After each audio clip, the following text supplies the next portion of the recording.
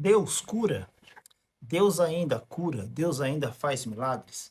Ou os milagres ficaram no tempo dos apóstolos e cessaram com a igreja primitiva? É necessário ungir com óleo para que haja cura do enfermo? Deus ainda faz esse tipo de milagre? Cura doenças? Cura enfermidades?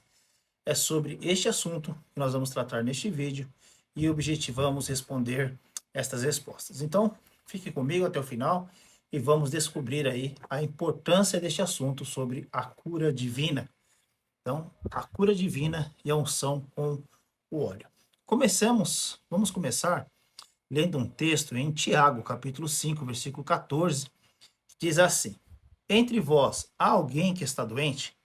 Que ele mande chamar os presbíteros da igreja, para que estes orem sobre ele e o unjam com óleo em nome do Senhor. Tiago, capítulo 5, versículo 14. Então nós temos aqui uma passagem importante, muito importante para este assunto, porque ela vai falar sobre a oração e vai falar também sobre a unção com óleo. Então vamos prosseguir. A cura divina é um tema amplamente abordado nas Escrituras e possui um profundo significado espiritual e teológico. A Bíblia ensina que Deus é o Criador e sustentador da vida, e, como tal, ele tem o poder de curar fisicamente, emocionalmente e espiritualmente. Iremos explorar o conceito de cura divina com base em passagens bíblicas e o que elas significam para o cristão. Então, é sobre este tema da cura divina que nós iremos discorrer. Você já orou para que Deus pudesse curar alguma enfermidade que você estivesse sofrendo? Ou já orou por alguém para que Deus curasse? E aí, nós temos duas situações. Nós podemos orar e Deus curar, e muitas vezes nós oramos e Deus não cura. E por que isso? Como funciona isso? Então vamos caminhando. Primeiro, a natureza de Deus como curador. A Bíblia revela que a cura faz parte do caráter de Deus. Ele é apresentado como o Senhor que cura em várias passagens, e essa identidade é exemplificada em sua compaixão e poder. Por exemplo, em Êxodo capítulo 15, versículo 26, Deus se revela como Jeová Rafá, ou o Senhor que te cura. Ele promete ao povo de Israel que, se obedecessem a seus mandamentos, ele não permitiria que as doenças que caíram sobre os egípcios os atingissem. Então Deus promete cura, Deus promete livramento, Deus promete que iria curar o povo. Ele se apresenta como o Senhor que cura, ou o Jeová Rafá. Em Salmo 103, versículos 2 e 3, diz o seguinte: Bendize, ó minha alma, ao Senhor, e não te esqueças de nenhum dos seus benefícios. Ele é quem perdoa todas as tuas iniquidades, quem sara todas as tuas enfermidades. O salmista aqui também está falando sobre a cura das enfermidades. Esse versículo apresenta Deus como aquele que tanto cura as doenças quanto perdoa os pecados, indicando a conexão entre a cura física e a cura espiritual. Nós veremos daqui a pouco que muitas das vezes a doença está relacionada ao pecado, mas muitas vezes também a doença não tem nada a ver com pecado. São consequências de saúde, são consequências da vida que podem fazer a pessoa ficar doente. Essas passagens destacam que a cura é uma expressão do amor e da misericórdia de Deus.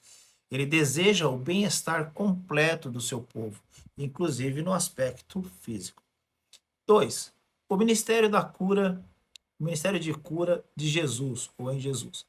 O Novo Testamento descreve Jesus como o principal agente de cura divina. Os seus milagres de cura servem não apenas como demonstração de seu poder divino, mas também como sinais do reino de Deus e da compaixão do Pai. Mateus 4, 23 e 24 diz o seguinte: E percorria Jesus toda a Galiléia, ensinando nas sinagogas deles, e pregando o evangelho do reino, e curando todas as enfermidades e moléstia entre o povo. Jesus curava para mostrar a chegada do reino de Deus, onde as enfermidades e os sofrimentos não têm lugar. Em Mateus 8, 16 e 17 diz o seguinte: Mateus cita explicitamente Isaías 53, 4, dizendo que Jesus tomou sobre si as nossas enfermidades e levou as nossas doenças. Isso aponta para o sacrifício de Cristo, que inclui tanto a cura espiritual quanto a cura física. Então, Mateus, ele associa o ministério de Jesus, de cura, de libertação, de realização de milagres, com a profecia ou com o cumprimento da profecia de Isaías 53, versículo 4.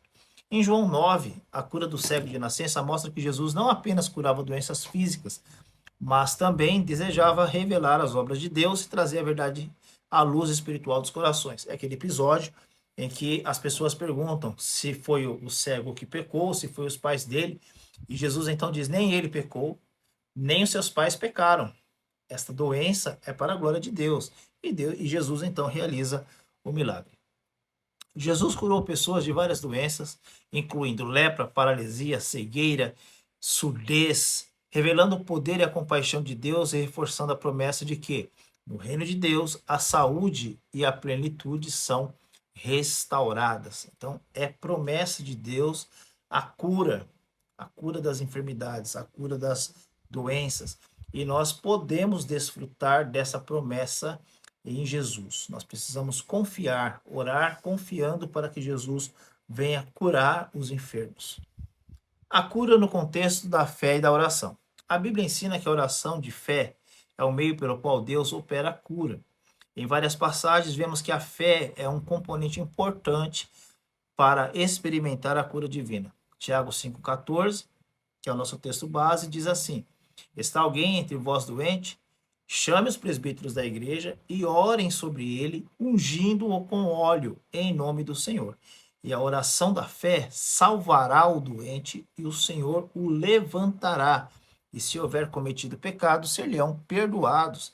Esta passagem enfatiza a importância da oração e da fé na busca pela cura. Nós iremos aprofundar esse texto de Tiago mais à frente, daqui a pouquinho. Marcos 5,34 diz o seguinte: Jesus diz à mulher que sofreu de hemorragia por 12 anos: filha, a tua fé te salvou, vai em paz e fica livre do teu mal.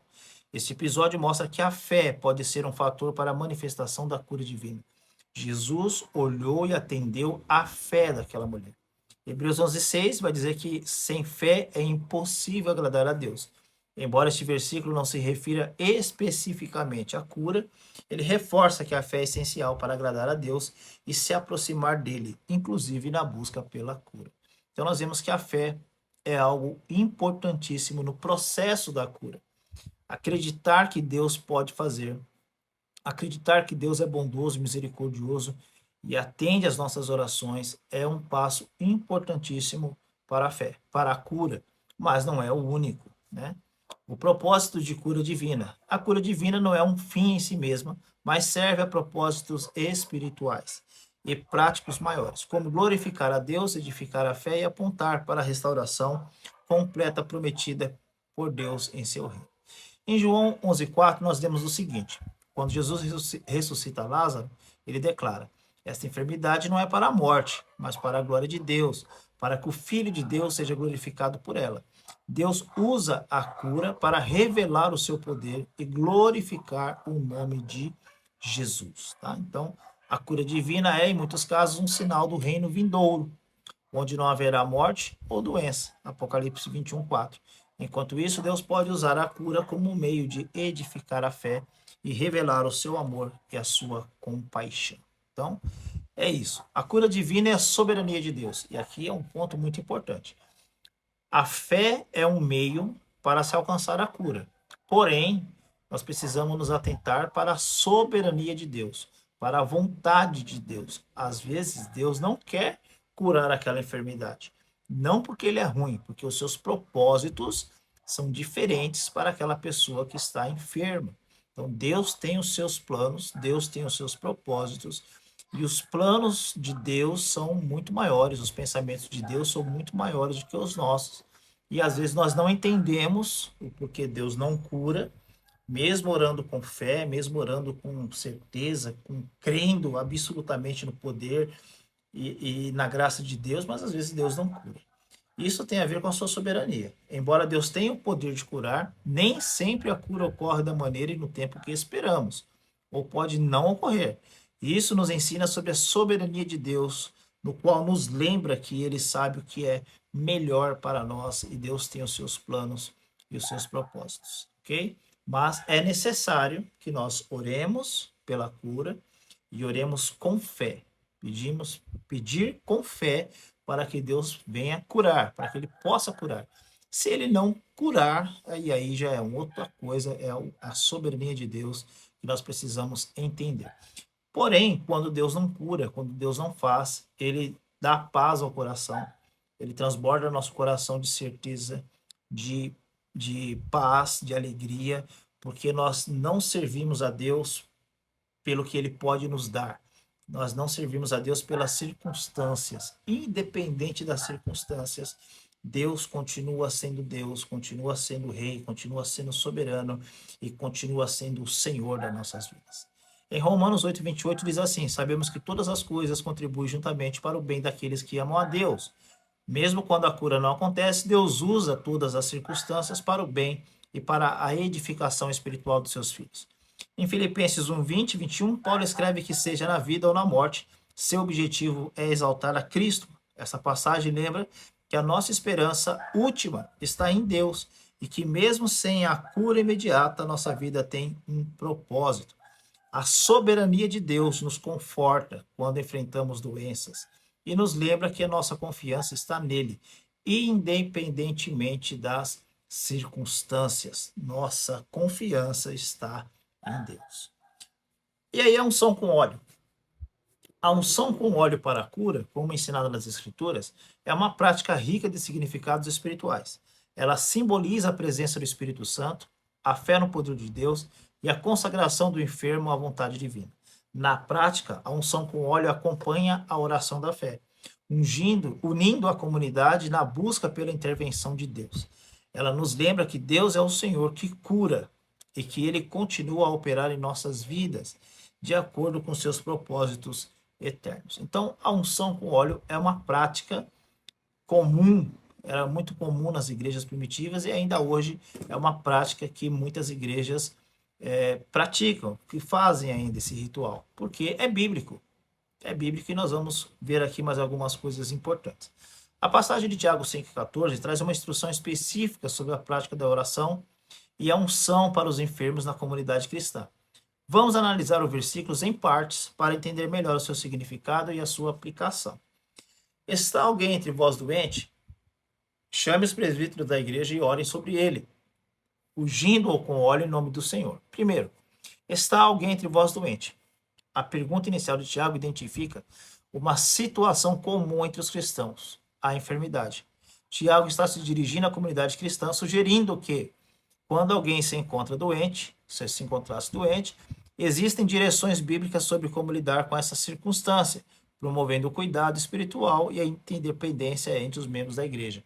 Então, olha só, é possível e com certeza os cristãos ficarão doentes. Doença é uma coisa normal, é uma coisa comum, é uma coisa que atinge a todas as pessoas. Uma hora ou outra ficará doente. Dificilmente alguém passará pela sua vida inteira sem contrair algum tipo de doença. Mas, se estiver doente, o que acontece? Chame os presbíteros da igreja. Enfermidade física ou espiritual. Embora o texto se refira mais diretamente a doenças físicas, o contexto maior de Tiago sugere que ele considera tanto as necessidades físicas quanto as espirituais dos crentes. Isso é evidenciado no versículo seguinte, Tiago 5,15, onde Tiago menciona o perdão dos pecados, incluindo que a oração e a unção têm implicações que vão além da saúde física, envolvendo também o aspecto espiritual. 2. Chame os presbíteros da igreja. Tiago instrui que o doente deve chamar os presbíteros da igreja. Os presbíteros ou anciãos eram os líderes espirituais na igreja primitiva, encarregados de cuidar da comunidade e oferecer orientação espiritual. Essa instrução sugere que os presbíteros desempenhem um papel importante na interpretação e no cuidado, na intercessão e no cuidado pastoral dos membros. Então, são os líderes que são chamados, os ministros são chamados para praticar, para realizar a unção com óleo. Responsabilidade, a necessidade de chamar os presbíteros mostra que a cura e o cuidado com os doentes não são apenas questões pessoais, mas comunitárias. Esse aspecto de comunidade é fundamental na vida cristã, onde o apoio mútuo é essencial. Tiago enfatiza que a igreja, representada pelos seus líderes, deve estar envolvida nas situações de necessidade.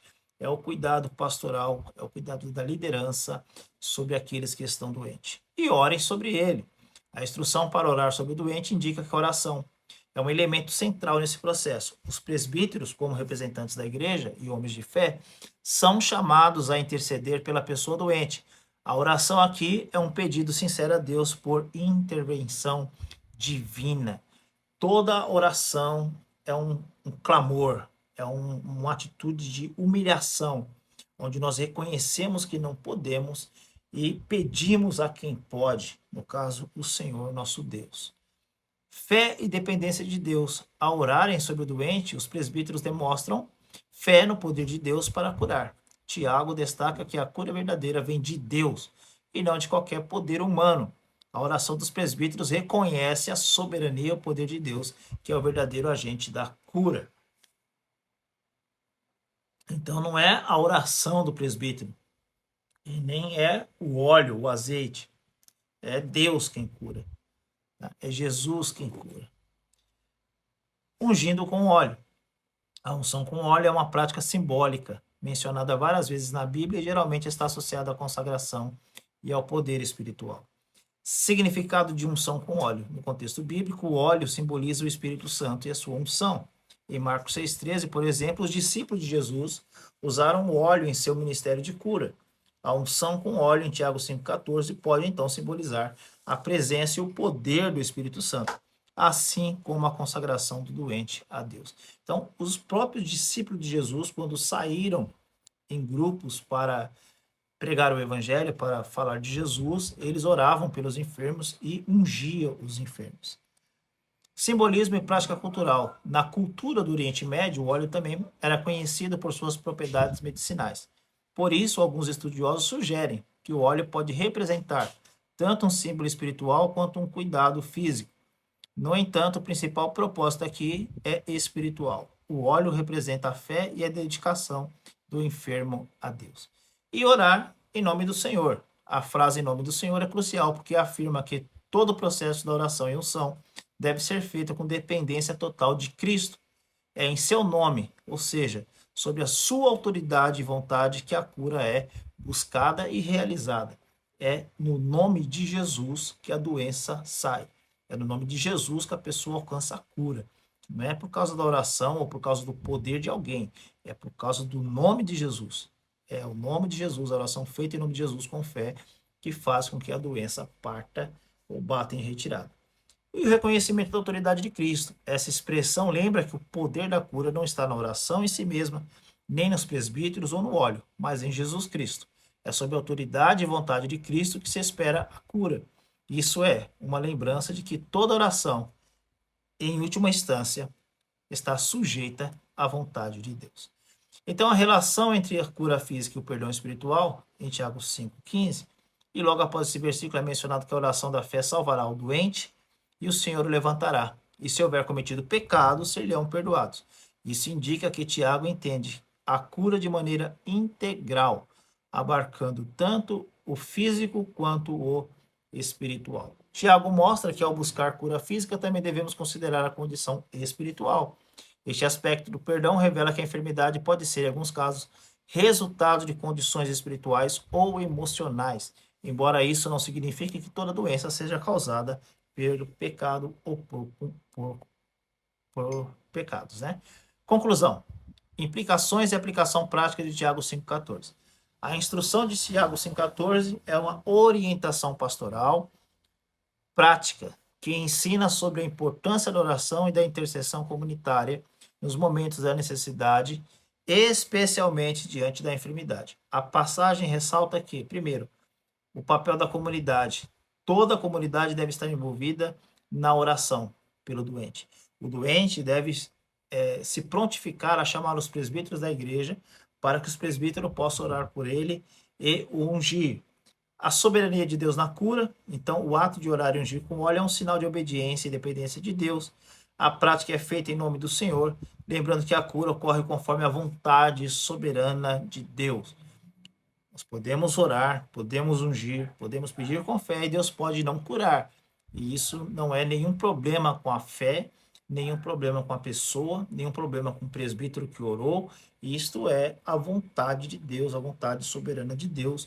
E nós precisamos estar em intimidade com Deus para poder entender a sua vontade. A unidade entre o físico e o espiritual. Então, muitas das vezes, o doente precisa, além de uma cura física, uma cura espiritual, uma cura emocional, e a fé e a confiança na intervenção divina. Jesus cura, Jesus continua curando, Deus continua operando milagres. Os dons de cura não cessaram, eles estão em vigor, plenamente em vigor. Deus cura, Deus usa pessoas através dos seus dons, os dons do Espírito Santo, para poder curar. E a cura é uma bênção para nós. A cura divina, de acordo com a Bíblia, é uma demonstração do poder e do amor de Deus.